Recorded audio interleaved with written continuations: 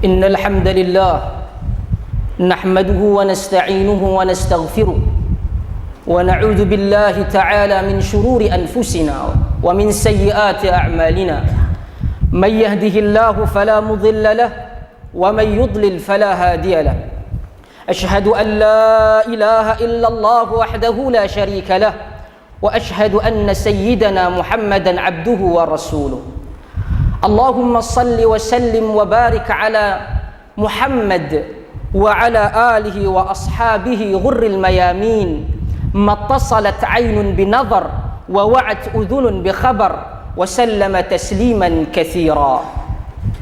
Sidang muslimin yang dirahmati Allah, saya berpesan kepada tuan-tuan untuk meneruskan usaha mempertingkatkan takwa kepada Allah Azza wa Jalla.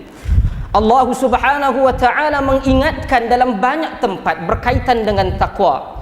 Allah menyatakan, ya ayyuhalladzina amanu taqullaha haqqa tuqatih wa la tamutunna illa wa antum muslimun. Wahai orang-orang yang beriman, bertakwalah kamu kepada Allah dengan sebenar-benar takwa, dan janganlah kamu mati melainkan menyerahkan diri kepada Allah, yakni menjadi muslim.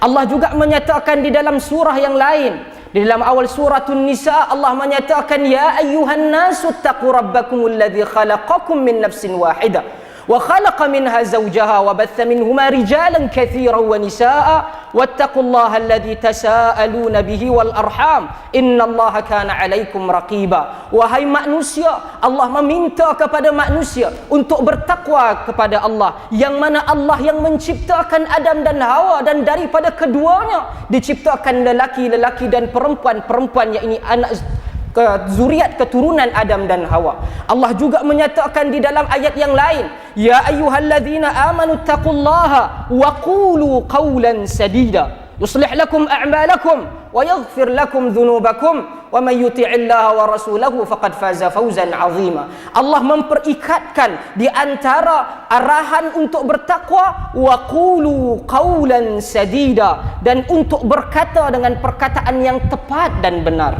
Hadirin muslimin sekalian, apabila Allah menciptakan manusia, Allah tidak menjadikan kehidupan mereka di dalam satu warna. Allah menjadikan mereka ada kesenangan dan ada kesusahan. Manusia apabila berada di dalam kesenangan, mereka merasakan perkara itu tidaklah begitu payah untuk menikmati kehidupan tersebut. Mereka merasakan inilah keadilan Tuhan, inilah rahmat Tuhan, inilah apa yang Allah telah janjikan kepada kita selaku Ar-Rahman dan Ar-Rahim. Namun Allah juga tidak menjadikan sebalik daripada nikmat tersebut, melainkan adanya ujian yang Allah Subhanahu wa ta'ala berikan kepada kita. Apabila Allah menjadikan perkara ini, Allah uji kita, maka kadangkala sebahagian daripada manusia akan menyatakan, di mana keadilan Allah, di mana rahmat Allah, di mana kasih sayang Allah. Kadangkala mereka gagal untuk memahami hikmah daripada ujian ini, mereka menyalahkan Allah Azza wa Jal. Ada yang Allah uji daripada masalah kesihatan, ada yang Allah uji daripada masalah-masalah keuangan dan juga ekonomi keluarga, dan Allah timpakan begitu banyak masalah. Dan apabila masalah ini hadir dalam jiwa manusia, apabila manusia gagal untuk memahami dan menerima bagaimana apa yang Allah ingin ujikan kepada mereka, mereka akan mempersalahkan Tuhan Rabbul Alamin. Adakah Allah tidak memberikan peringatan terhadap perkara ini? Adakah Allah hanya membiarkan manusia tidak beriman ataupun menjadikan ia hanya sekadar begitu? Allah menyatakan di dalam Al-Quran, apabila kita menyatakan kita beriman kepada Allah, sudah tentu Allah akan menguji kita. Ahasiban nas ayyutraku ayyaqulu amanna wa hum la yuftanun. Adakah manusia itu menyangka mereka menyatakan amanna, kami telah pun beriman, wa hum la yuftanun, mereka tidak diuji. Perkataan fitnah di dalam Al-Quran, wala yuftanun, ia bukanlah membawa kepada maksud fitnah menuduh orang lain tanpa asas. Itu apa yang mungkin boleh difahami daripada segi literal kepada ayat tersebut. Namun di dalam Al-Quran dan hadis, di dalam teks agama, apabila perkataan fitnah disebutkan seperti mana yang dijelaskan oleh Al-Hafidh Ibnu Katsir di dalam tafsir Quranul Azim, ia bukan berkaitan dengan fitnah menuduh orang tanpa bukti. Apabila Al-Quran menyatakan al-fitnatu akbaru minal qatl, sebelum daripada itu al-fitnatu asyaddu minal qatl, ia bukan menuduh orang tanpa bukti. Ia adalah ujian Allah terhadap iman manusia.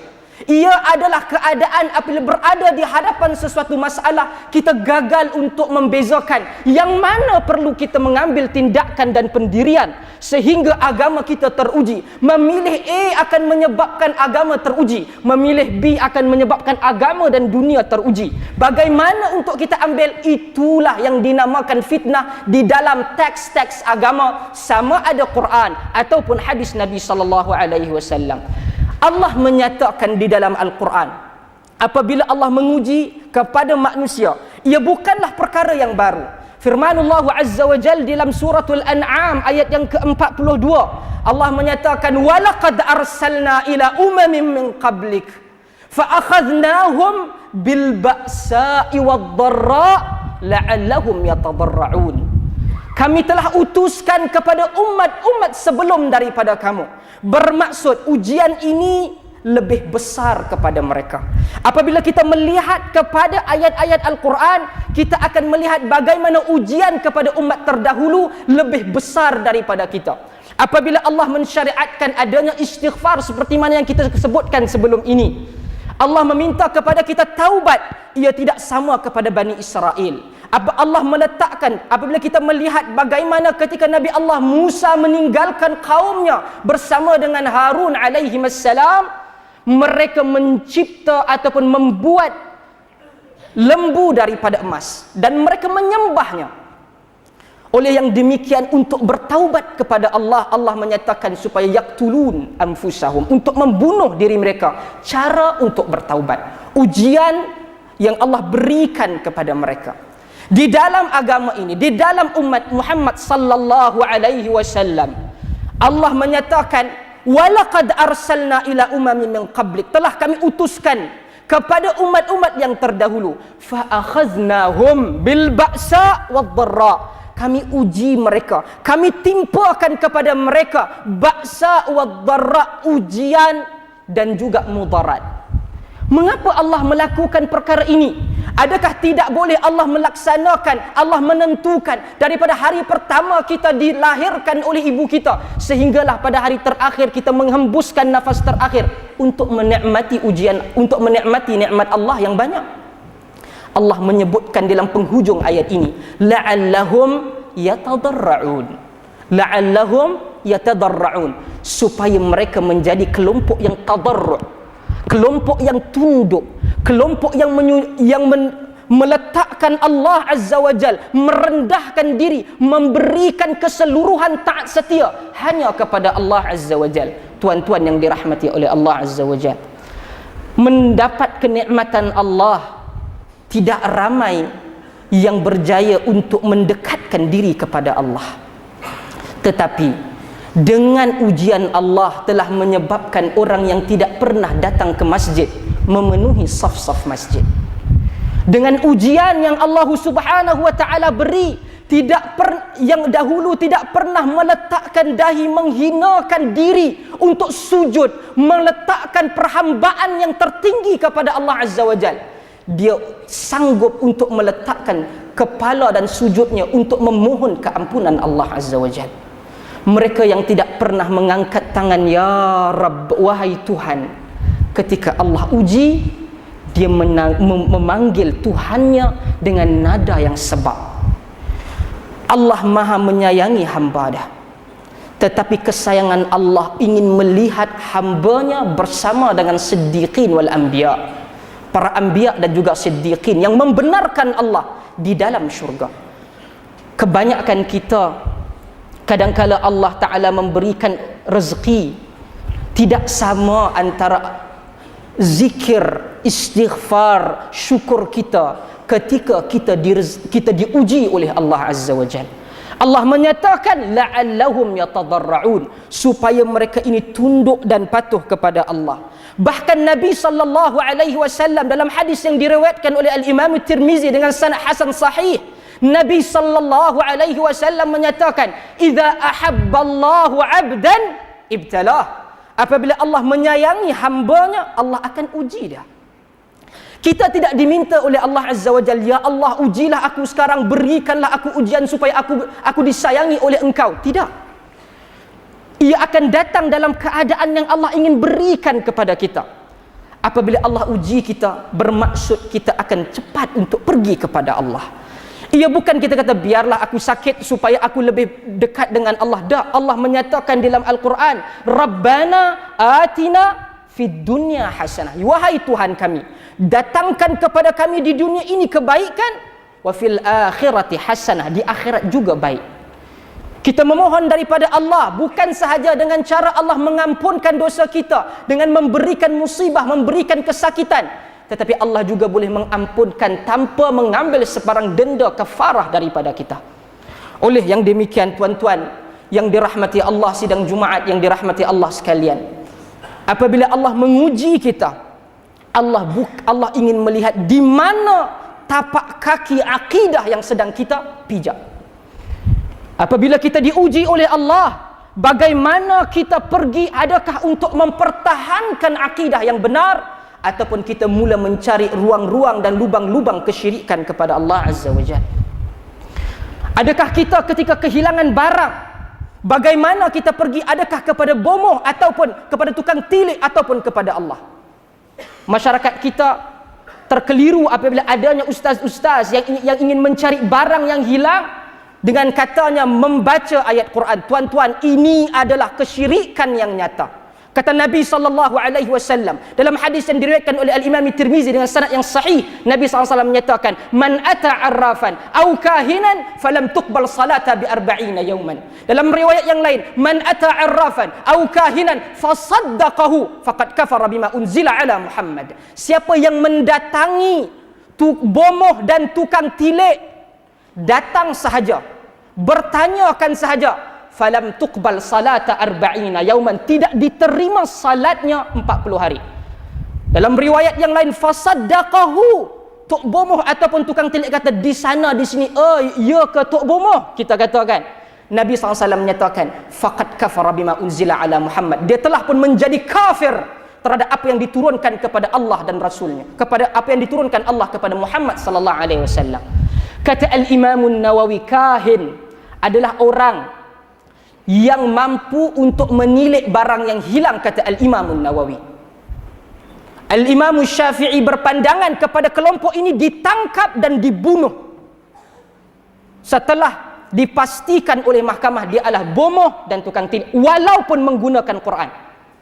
Bagaimana manusia, Nabi SAW pun tidak mampu, tuan-tuan, untuk mengetahui benda gaib. Macam mana orang selain daripada Nabi SAW boleh mengetahui?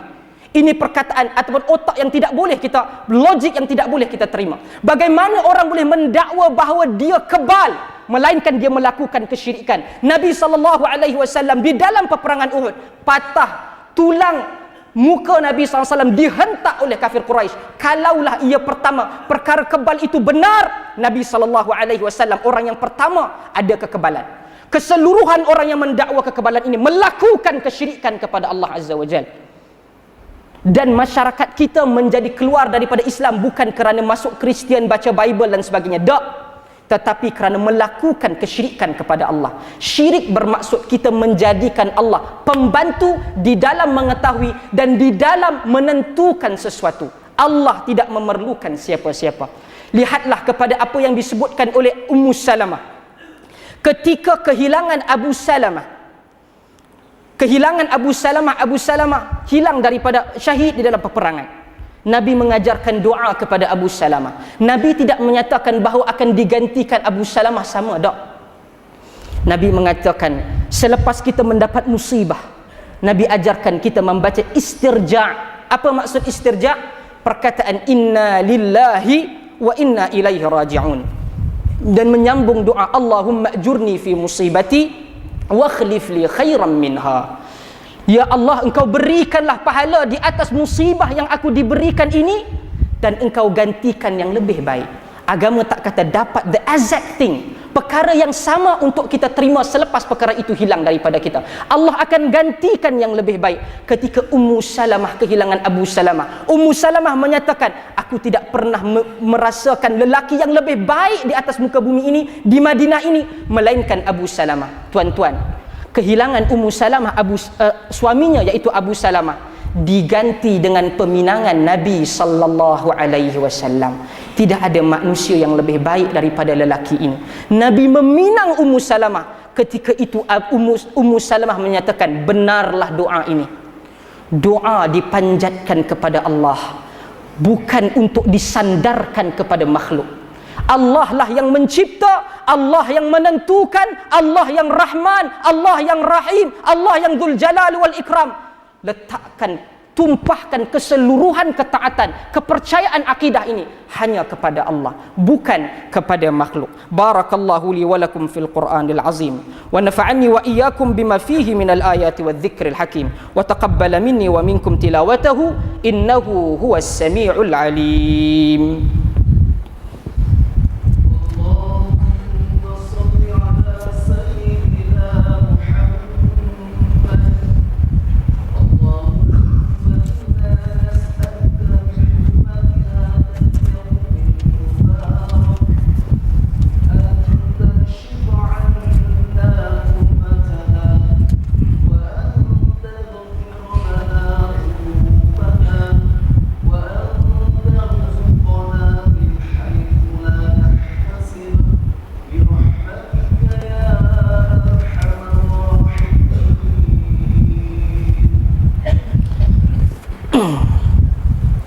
Alhamdulillah ala ihsani wa syukru ala taufiqihi wa amtinani, wa ashhadu an la ilaha illallah wahdahu la syarika lah ta'ziman li sya'ni, wa ashhadu anna Muhammadan abduhu wa rasuluhu ad-da'i ila ridwanihi sallallahu wa sallama wa baraka alaihi wa ala alihi wa ikhwanihi wa khillanihi wa man sara ala nahjihi wa iqtafa atharahu wa istanna bi sunnatihi ila yaumiddin.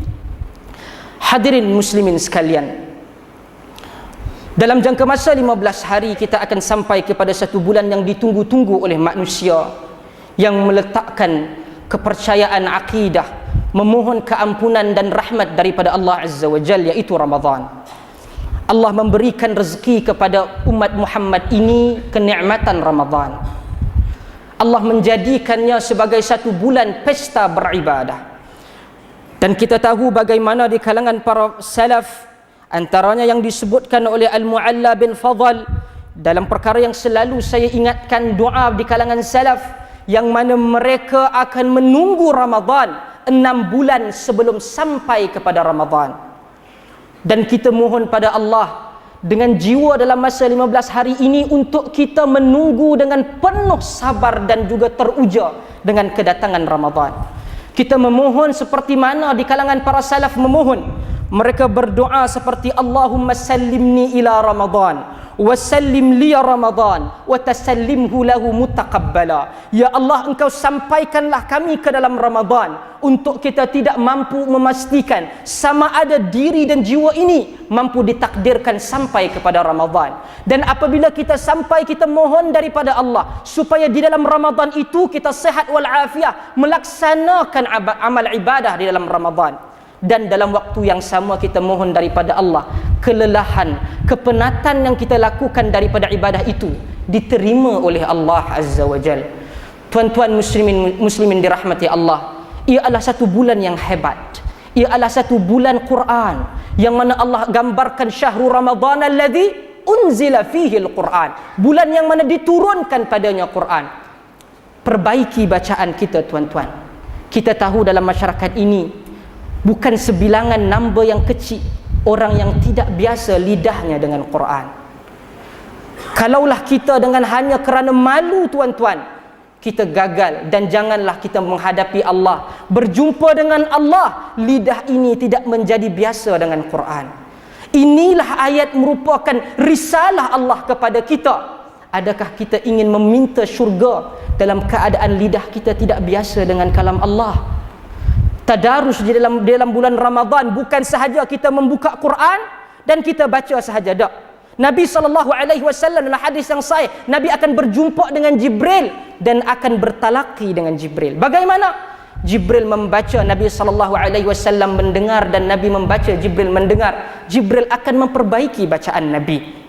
Oleh yang demikian, kita yang gagal ataupun belum lagi bacaan Qurannya sampai kepada tahap yang baik, pergilah kepada kawan-kawan yang lebih baik bacaannya dan mintalah kepadanya menyemak bacaan kita, ataupun kita mendengar kepada rakaman sama ada di YouTube, MP3 dan sebagainya. Kita dengar bagaimana bacaan di kalangan para qari, pembaca-pembaca Quran yang baik. Habiskan bulan ini, syahrul Ramadan, dengan pembaikan Quran. Nabi SAW menyebutkan dalam hadis yang sahih, siapa yang boleh membaca Quran wa huwa mahirun bihi wa huwa ma'al kiramil bararah, siapa yang pandai baca Quran, mahir baca Quran kerana ikhlas kepada Allah, dia bersama dengan para malaikat yang mulia di akhirat besok.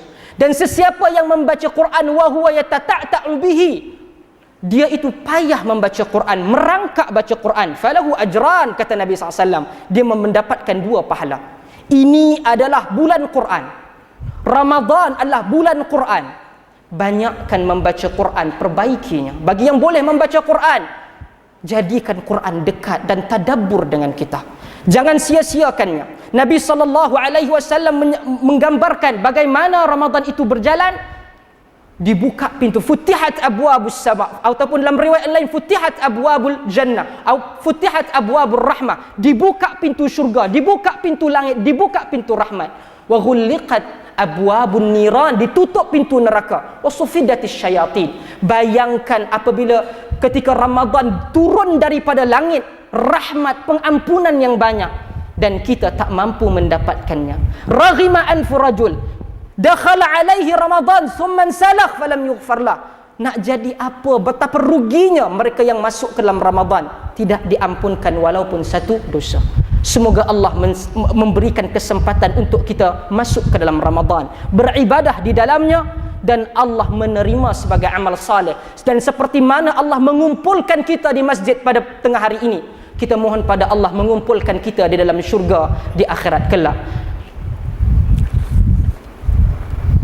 Allahumma salli ala Muhammad wa ala ali Muhammad kama sallaita ala Ibrahim wa ala ali Ibrahim fil alamin innaka Hamidum Majid, wa barik ala Muhammad wa ala ali Muhammad kama barakta ala Ibrahim wa ala ali Ibrahim innaka Hamidum Majid. Tuan-tuan, perbanyakkanlah selawat dan salam kepada baginda Nabi sallallahu alaihi wasallam seperti mana yang diarahkan oleh Allah di dalam Al-Quran. Allahumma ighfir lil muslimina wal muslimat wal mu'minina wal mu'minat al ahya'i minhum wal amwat إنك سميع قريب مجيب الدعوات ويا قاضي الحاجات. اللهم إنا نسألك ونتوسل بأسمائك الحسنى وصفاتك العظمى أن تحفظ بعين عنايتك الربانية وبحفظ وقايتك الصمدانية جلالة ملكنا المعظم سلطان سلانغور سلطان شرف الدين إدريس شاه الحاج ابن المرحوم سلطان صلاح الدين عبد العزيز شاه الحاج. اللهم اهده على صراطك المستقيم، اللهم اهده على صراطك المستقيم، اللهم اهده على صراطك المستقيم، واهده أن يدبر هذه الولاية على كتابك وسنة نبيك محمد صلى الله عليه وسلم. Ya Allah, Engkaulah Tuhan yang maha berkuasa.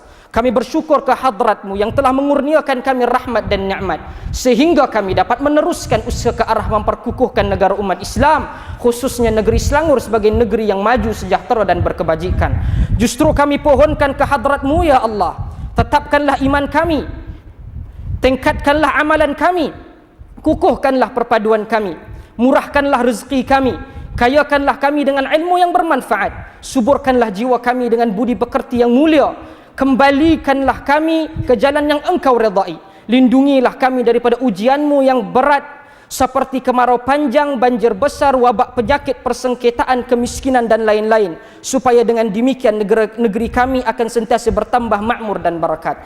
Rabbana hablana min azwajina wa dhurriyyatina qurrata a'yun waj'alna lil muttaqina imama. Rabbana atina fid dunya hasanah wa fil akhirati hasanah wa qina adzaban nar. Ibadallah, Innallaha ya'muru bil 'adli wal ihsan wa ita'i dzil qurba wa yanha 'anil fahsya'i wal munkari wal baghi ya'idzukum la'allakum tadhakkarun fadhkurullaha al-'azima yadhkurukum washkuruhu 'ala ni'amihi yazidkum was'aluhu min fadlihi yu'tikum wa la dzikrullahi akbar wallahu ya'lamu ma tasna'un. Aqimus shalah.